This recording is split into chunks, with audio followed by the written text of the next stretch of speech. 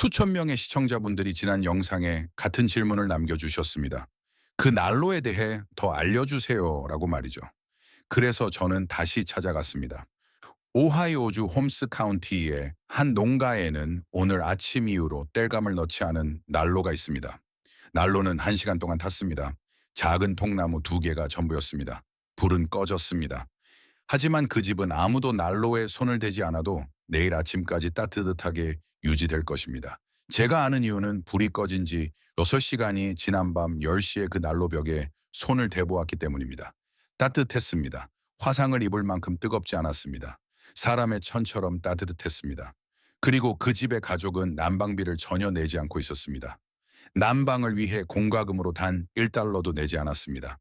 제가 그 난로를 만든 분에게 제작 비용이 얼마나 들었는지 묻자 그는 50달러입니다. 50달러요? 라고 대답했습니다. 그리고 그는 제가 미처 예상하지 못한 말을 했습니다. 당신이 이런 난로를 한 번도 본 적이 없는 이유는 이것이 작동하지 않아서가 아닙니다. 너무 잘 작동하기 때문입니다. 그리고 세면 7개 주에서는 이것을 만드는 것이 불법입니다. 이것이 바로 이 영상의 주제입니다. 50달러의 비용으로 가정용 난로보다 나무를 90% 적게 태우면서도 90분도 차에 안 되게 피운 한 번의 불로 최대 24시간 동안 온기를 뿜어내는 난방 시스템에 대한 이야기입니다. 아미시, 에이미시. 사람들이 이것을 발명한 것은 아닙니다. 그들은 물려받았습니다. 그들의 조상들이 200여 년 전 독일에서 가져왔고 나머지 미국인들이 그 존재를 잊었을 때도 그들은 사용을 멈추지 않았습니다. 밀러스버그 근처에 이런 집 중 한 곳에 처음 들어갔을 때 저는 온도 조절기를 찾느라 20분을 보냈습니다. 온도 조절기는 없었습니다. 보일러도 없었습니다. 배관도 없었습니다. 집 한가운데에는 난로라기보다는 벤치에 가까워 보이는 크고 따뜻한 구조물이 있었습니다. 그리고 그 집의 모든 방은 온도가 같았습니다. 불 근처는 뜨겁고 창가 근처는 차가운 것이 아니었습니다. 어디든 똑같았습니다. 제 평생 그런 경험은 처음이었습니다. 하지만 여기서부터 흥미로워집니다. 제가 이 시스템의 역사를 파헤치다가 저를 얼어붙게 만든 것을 발견했습니다. 마크 트웨인입니다. 네, 그 마크 트웨인이 1878년 독일을 여행한 후 바로 이 난로에 대해 글을 썼습니다. 그는 이것을 역대 최고의 난로라고 묘사했습니다. 그는 한 번 불을 피우면 하루 종일 충분하다고 썼습니다. 비용은 거의 들지 않으며 번갈아 가며 너무 뜨겁거나 너무 차가워지는 대신 하루 종일 똑같은 열기가 발생한다고 했습니다. 그것은 147년 전의 일이었고 대부분의 미국인들은 여전히 이에 대해 들어본 적이 없습니다. 이 시스템이 어떻게 작동하는지 그리고 이미 집을 소유하고 있는 경우를 포함해 정확히 어떻게 만들 수 있는지 설명하기 전에 이것이 무엇을 대체했는지 말씀드려야 합니다. 이 시스템이 왜 중요한지 이해하는 유일한 방법은 지금 여러분의 지하실에 있는 기기가 얼마나 제 역할을 못하고 있는지 이해하는 것뿐이기 때문입니다. 여러분이 아마도 잘 알면서 보았을 일반적인 화목 난로는 연소실 내부에서 약 1000도 화씨로 타오릅니다. 꽤 인상적으로 들리겠지만 그 다음에 무슨 일이 일어나는지 깨닫기 전까지만 그렇습니다. 1000원도에서는 나무가 완전히 연소되지 않습니다. 연기, 가스, 휘발성 화합물들이 이제 400도에서 600도의 온도로 굴뚝을 빠져나갑니다. 밖을 내다볼 때 굴뚝에서 연기가 나오는 것을 볼 때마다 여러분은 열기가 집을 빠져나가는 것을 보고 있는 것입니다. 돈이 하늘로 날아가는 것을 보고 있는 것입니다. 상자에 인쇄된 숫자는 효율이 75%라고 말합니다. 그것은 실험실 수치입니다. 실제 사람이 진짜 나무를 넣고 문을 여닫는 실제 가정에서 실제 효율은 35%에 가깝습니다.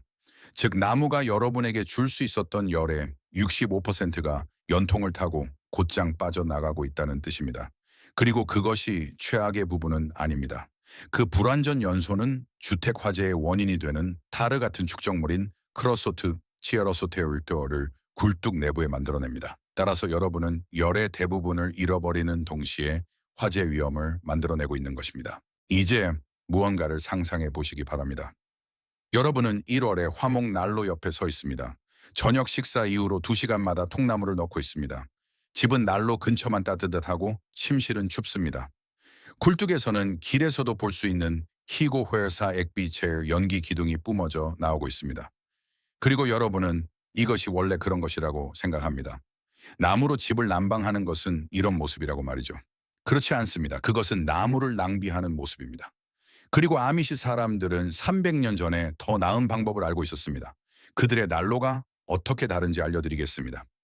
그 원리는 여러분이 나무를 태우는 것에 대해 배운 모든 것과 정반대입니다. 천천히 지속적으로 태우는 대신 강렬하고 빠르게 태웁니다. 연소실은 J자 또는 L자 모양입니다. 불은 투입구를 통해 수평으로 들어갑니다.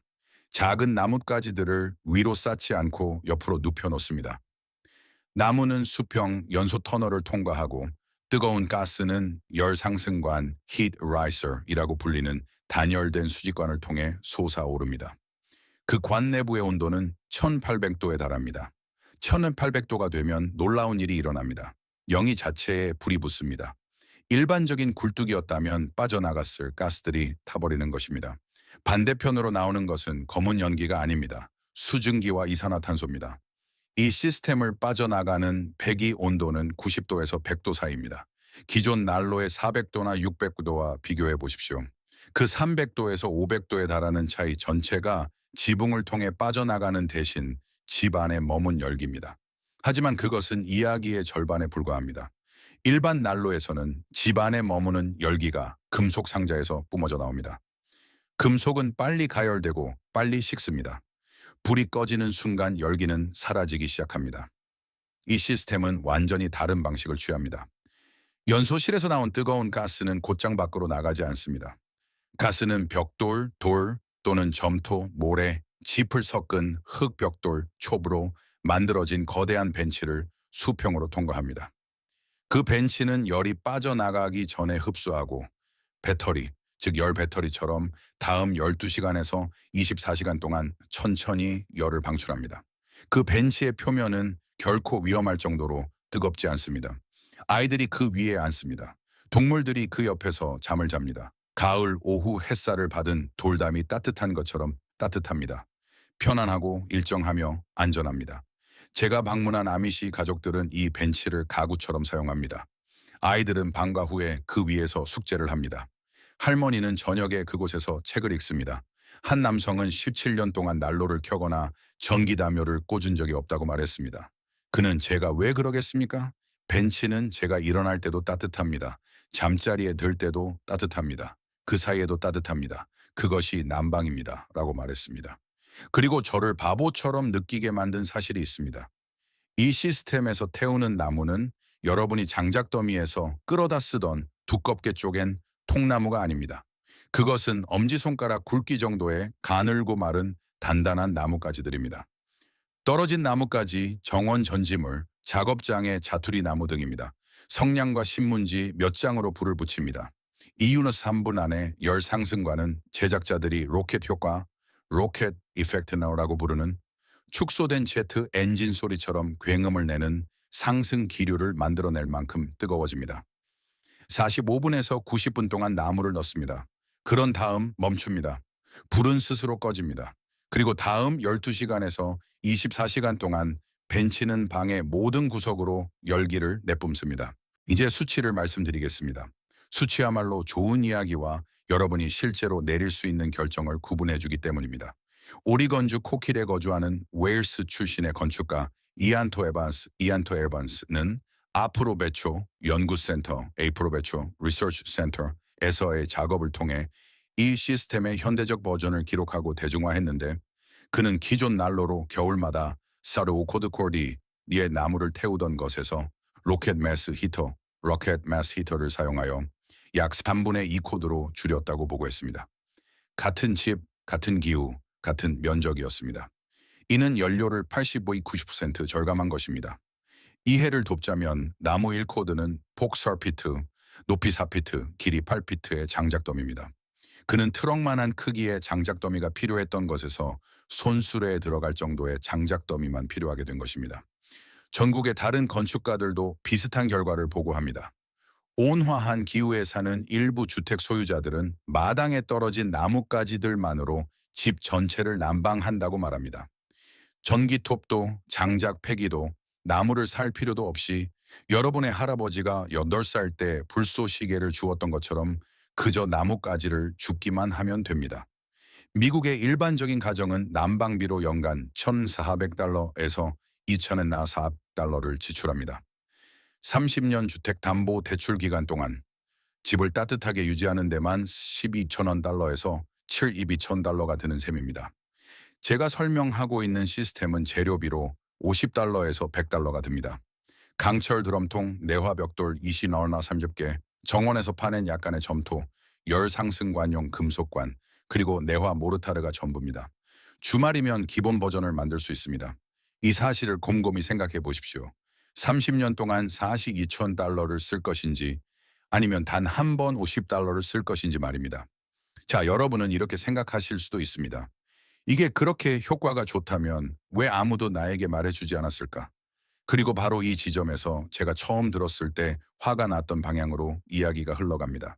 이 기술은 새로운 것이 아닙니다. 카헤로펜 카체로펜이라고 불리는 독일 버전은 1000년 이상 기록되어 왔습니다.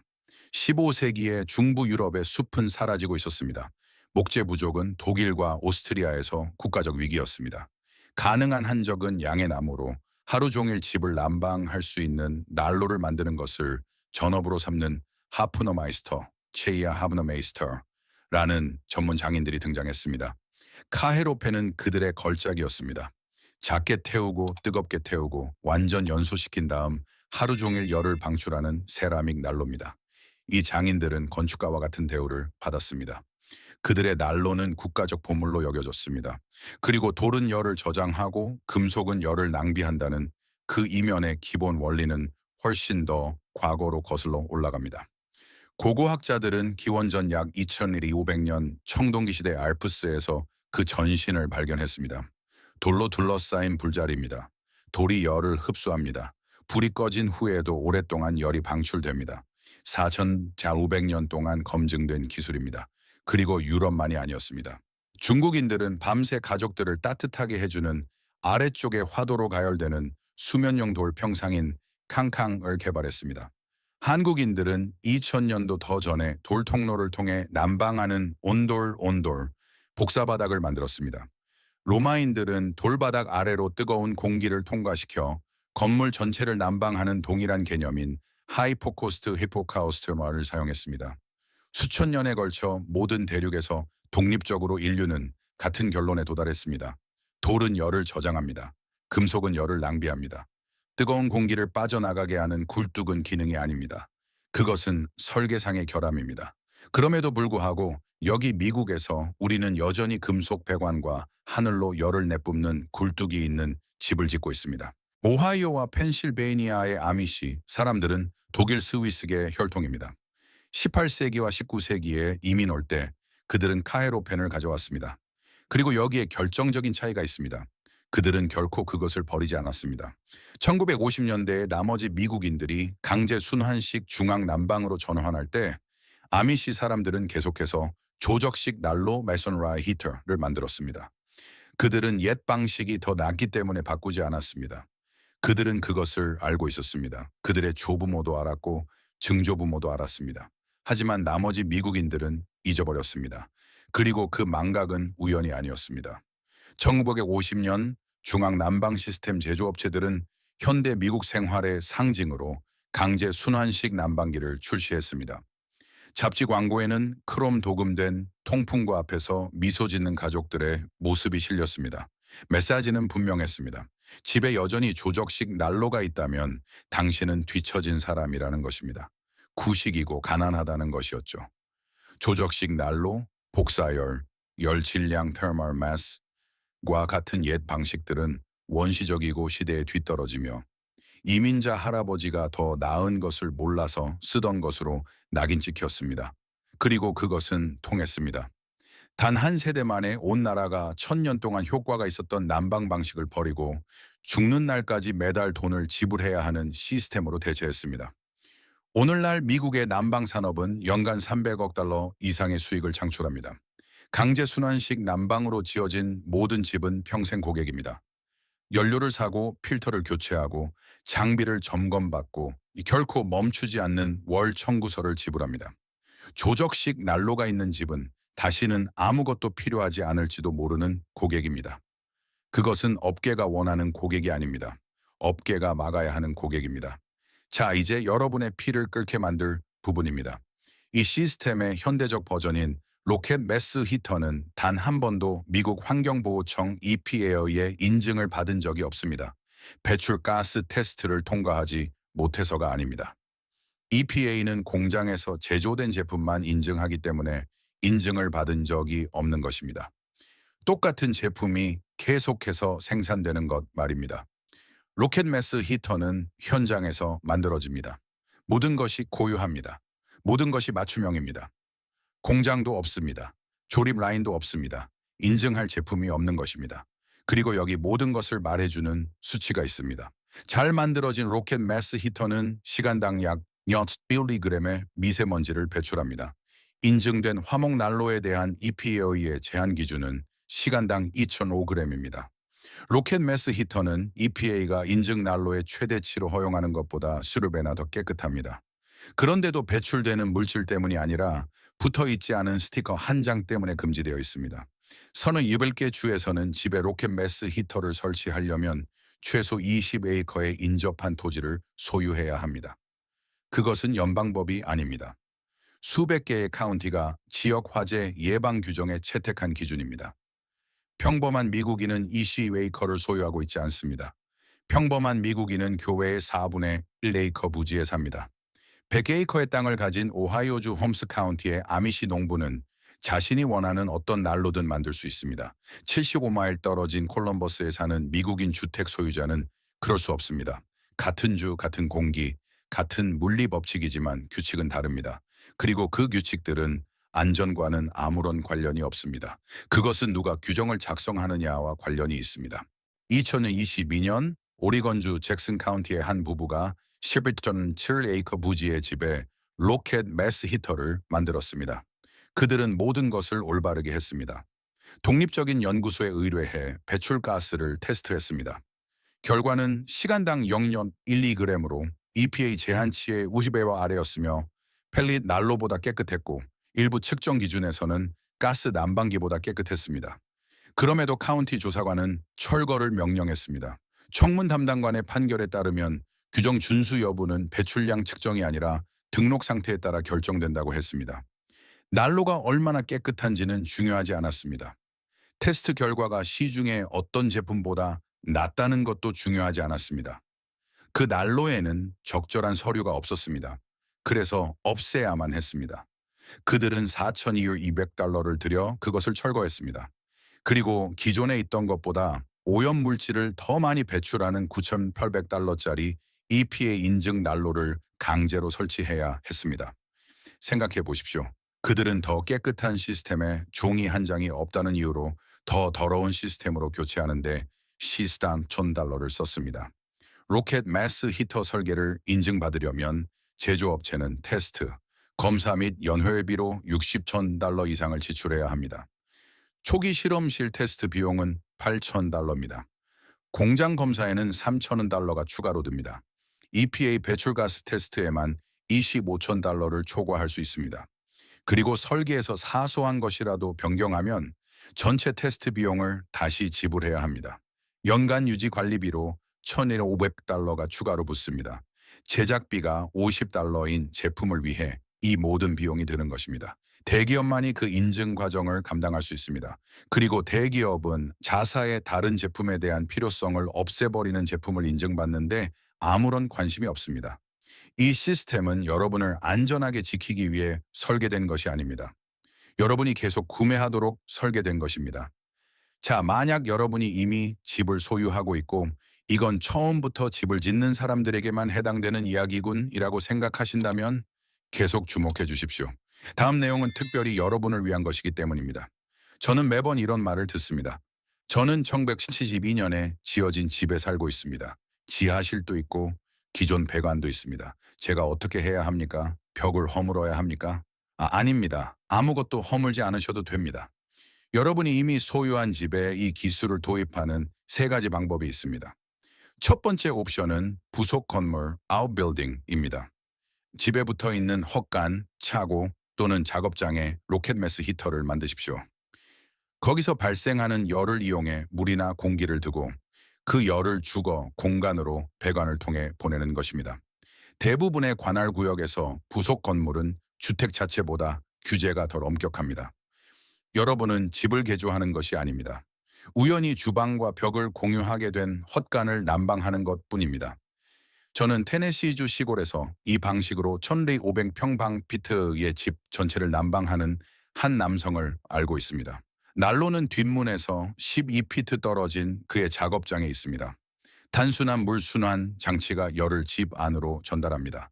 작년 그의 겨울 난방비는 0원이었습니다. 그의 작업장 역시 따뜻합니다. 그는 이것을 일석이조라고 부릅니다.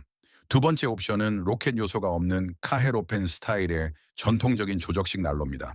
이것들은 무게가 1,800파운드 이상일 경우 대부분의 주에서 EPA 인증이 면제됩니다. 그것이 2014년 연방관보 Federal Register에 명시된 질량 면제 조항입니다. 장치가 충분히 무거우면 EPA는 이를 화목 난로가 아닌 조적식 난로로 간주하여 인증 요건이 적용되지 않습니다. 전문가가 설치하는 전통적인 조적식 난로의 비용은 $3,000에서 $8,000 사이입니다. 30년 동안의 난방비 $42,000와 비교해보면 아예 비교조차 되지 않습니다. 두 번의 겨울이면 비용을 회수하고 그 후로는 난방비를 위해 수표를 쓸 일이 결코 없을 것입니다. 세 번째 옵션은 분명히 말씀드리지만 법적 조언은 아닙니다만 이미 이 나라 전역에서 수천 명의 사람들이 조용히 하고 있는 일입니다. 규정 단속이 자주 이루어지지 않는 농촌 지역에서는 많은 주택 소유자들이 허가를 받지 않고 차고나 지하실에 로켓 매스 히터를 만듭니다. 배출량이 너무 적어서 감지할 수 있는 것이 거의 없습니다. 눈에 보이는 연기도 없고 냄새도 없으며 불평할 거리가 없기 때문에 이웃의 민원도 없습니다. 저는 퍼머컬처 포럼에서 30개 주에 거주하는 사람들이 5년, 10년, 15년 동안 이런 방식으로 난방을 해왔다는 수백 개의 게시물을 읽었습니다. 그들은 숨어 있는 것이 아닙니다. 그저 증조 부모님들이 아무런 의심 없이 했던 일을 하기 위해 허가를 구하는 것을 그만두었을 뿐입니다. 자, 이 영상의 가장 중요한 부분, 제가 몇 주 동안 추적해온 부분으로 넘어가기 전에 한 가지 말씀드리고 싶습니다. 지난 영상 이후 수백 분께서 이 모든 아미시 방식들을 한 곳에서 찾을 수 있는 곳이 어디인지 물어보셨습니다. 그래서 제가 완벽한 가이드를 하나 만들었습니다. 이름하여 아미시 홈 시스템. 1950년 이전에는 합법이었던 방법들을 사용하여 모든 가게 청구서를 0으로 줄이는 방법입니다. 이미 지어진 모든 집에 적용할 수 있는 단계별 지침이 담겨 있습니다. 허가증도 시공업자도 새로운 건축도 필요하지 않습니다. 링크는 이 영상 아래 설명란에 있습니다. 지금까지 제가 공유한 내용이 여러분이 집에 대해 생각하는 방식을 바꾸었다면 이 가이드는 여러분이 집을 운영하는 방식을 바꿀 것입니다. 이제 제가 마지막을 위해 아껴둔 기술입니다. 저는 오리건주에 있는 아프로베초 연구센터 에이프로베초 리서치 센터의 테스트 기록에 묻혀 있던 이 기술을 발견했습니다. 이곳은 1970년대에 이안토 에반스가 최초의 로켓 스토브를 개발한 바로 그 기관입니다. 로켓 매스 히터를 만드는 대부분의 사람들은 벤치, 즉 추결체 테르멀 마스를 콥 협의 흙반죽이나 일반 벽돌로 만듭니다. 그것도 효과가 있습니다. 아주 잘 작동합니다. 하지만 아프로베초의 데이터가 보여준 것, 그리고 거의 아무도 이야기하지 않는 것은 내부 채널의 기하학적 구조가 재료보다 더 중요하다는 사실입니다. 제 말의 의미는 이렇습니다. 대부분의 제작자들은 벤치 안에 다닐 직선 파이프를 설치합니다. 뜨거운 가스가 일직선으로 이동하며 열을 방출하고 빠져나갑니다. 간단하고 효과적입니다. 하지만 아프로베초는 내부 연통이 벤치 안에서 뱀이 왔다 갔다 하는 것처럼 2번 완전히 방향을 바꾸는 구조를 테스트했습니다. 가스는 배출구에 도달하기 전에 3배의 거리를 이동했고 배출 온도는 90도에서 주변 온도보다 약간 높은 수준으로 떨어졌습니다. 이는 사용 가능한 열의 거의 100%가 추결체에 포집되었음을 의미합니다. 그 차이는 작은 개선이 아니었습니다. 그것은 12시간 동안 따뜻하게 유지되는 벤치와 24시간 동안 따뜻하게 유지되는 벤치의 차이였습니다. 그리고 이 변화에는 비용이 전혀 들지 않습니다. 추가 비용은 0달러입니다. 동일한 파이프, 동일한 재료를 사용하면서 벤치 내부의 경로만 다르게 설정하는 것입니다. 추가되는 총 노동 시간은 아마 2시간 정도일 것입니다. 두 번의 굴곡을 더 만들고 수평 구간을 2피트 더 늘리면 열 배터리의 저장 시간이 2배로 늘어납니다. 이것이 바로 좋은 시스템과 훌륭한 시스템을 구분하는 디테일입니다. 그리고 사람들이 온라인에서 대충 만들어 올리는 간단한 how to 영상에서는 절대 나오지 않는 디테일이기도 합니다. 이것은 핀란드 사람들이 수세기 동안 역류식 조적 히터, 저 컨트라플로우 메서너리 히터스기 사용했던 것과 동일한 원리입니다. 영이 경로가 벽돌 사이를 이리저리 구불구불 지나가며 굽이칠 때마다 열을 방출합니다. 아미시의 카헬로펜, 카체로펜은도 비슷한 방식을 사용합니다. 내부 베풀파포 이 가스를 미로처럼 통과시킨 후 빠져나가게 합니다. 앞으로 배초가 증명한 것은 정원의 진흙과 버려진 드럼통으로 만든 50달러짜리 로켓 매스 히터에도 동일한 논리를 적용할 수 있다는 것입니다. 전문 조적공에게 1만 달러를 지불할 필요가 없습니다. 물리학적 원리는 동일합니다. 가스의 경로를 설정하십시오. 경로를 연장하십시오. 열을 포집하십시오. 제가 홈스 카운티에서 방문했던 아미시 남성, 50달러로 자신의 난로를 만들었던 그분은 이미 이 사실을 알고 있었습니다. 그는 앞으로 배초의 데이터를 읽지 않았고 그럴 필요도 없었습니다. 그의 할아버지가 그에게 가르쳐 주었기 때문입니다. 그리고 그의 할아버지의 할아버지가 200년 전 독일에서 그 지식을 가져왔습니다. 연구센터는 그의 가족이 대대로 알고 있던 사실을 그저 확인해 주었을 뿐입니다. 그리고 바로 이 부분이 저를 밤잠 설치게 만듭니다. 이 지식은 존재합니다. 항상 존재해 왔습니다. 산업혁명에서도 살아남았습니다. 1950년대의 마케팅 캠페인에서도 살아남았습니다. 아미시, 퍼머컬처 건축가들, 오리건, 버몬트, 몬테네에서 조용히 오프그리드, 오프 더 그리드로 살아가는 소수의 공동체들이 이 지식이 사라지도록 내버려 두지 않았기 때문에 살아남을 수 있었습니다. 그들은 계속해서 만들었습니다. 계속해서 가르쳤습니다. 우리 나머지 사람들이 매달 유틸리티 회사에 수표를 써주며 그것이 정상이라고 생각하는 동안 그들은 공짜로 집을 난방해 왔습니다. 그것은 결코 정상이 아니었습니다. 그것은 누군가 우리를 위해 내린 선택이었고 그들에게는 수익성 있는 선택이었습니다. 마크 트웨인은 1878년에 이 난로 중 하나를 보고 지금까지 발명된 가장 훌륭하고 경제적인 난로라고 불렀습니다. 그는 미국인들이 이 난로를 도입할 수 있지만 그렇게 하지 않을 것이라고 썼습니다. 그는 우리는 합리적인 것이라고는 하나도 없는 우리만의 끔찍한 발명품에 집착한다라고 말했습니다. 그것은 147년 전의 일입니다. 그리고 그의 말이 맞았습니다. 우리는 그것을 도입하지 않았습니다. 우리는 그러지 말라는 말을 들었습니다. 우리는 더 나쁜 것을 샀고 평생 동안 매달 그 비용을 청구받았습니다. 아미시 사람들은 그들이 파는 것을 결코 사지 않았고 그 청구서에 돈을 지불하지도 않았습니다. 20에이커의 땅은 필요 없습니다. 허가증도 필요 없습니다. 시공업자도 필요 없습니다. 여러분에게 필요한 것은 주말 하루 50달러 어치의 재료, 그리고 여러분의 증조 할아버지가 상식으로 여겼을 일을 기꺼이 하려는 의지뿐입니다. 드럼통 하나, 벽돌 몇 개, 마당에서 파낸 진흙, 그리고 지금 이 순간부터 지구가 무료로 제공하는 것에 대해 다른 누군가에게 돈을 지불하는 일을 끝내겠다는 결단력입니다. 퍼니스 난방기를 가동하는 미국의 모든 집은 무언가를 잊어버린 집입니다. 이 영상은 여러분이 그것을 기억해내는 방법입니다. 댓글에 여러분이 사는 주를 남겨주시고 현재 무엇으로 집을 난방하고 있으며 비용은 얼마나 내고 있는지 알려주세요. 저는 이 시스템이 전국 모든 주에서 얼마나 많은 비용을 절약할 수 있는지 보여주는 지도를 만들고 싶습니다.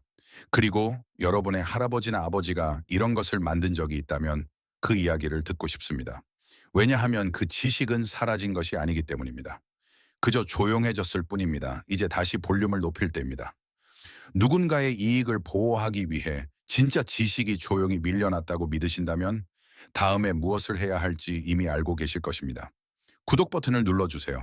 다음 영상은 1954년 공공도서관에서 수거된 1938년 미국 농무부 USDA 매뉴얼에서 제가 발견한 것에 대한 내용이기 때문입니다. 그리고 그 매뉴얼에 있는 내용은 이 난로가 난방비를 줄여주는 것과 똑같은 방식으로 여러분의 수도 요금을 0으로 줄여줄 수 있습니다. 다음 영상에서 뵙겠습니다. 이 이야기가 여러분이 집의 따뜻함을 바라보는 방식과 그들이 우리에게 있게 만들려 했던 역사를 바라보는 방식을 바꾸었다면 이 영상을 구독하고 좋아요를 눌러주세요. 우리는 이익을 위해 묻혀있던 실용적인 지혜를 발굴하고 있습니다. 우리의 독립성을 되찾읍시다. 자급자족의 다음 숨겨진 보물이 곧 공개될 것입니다.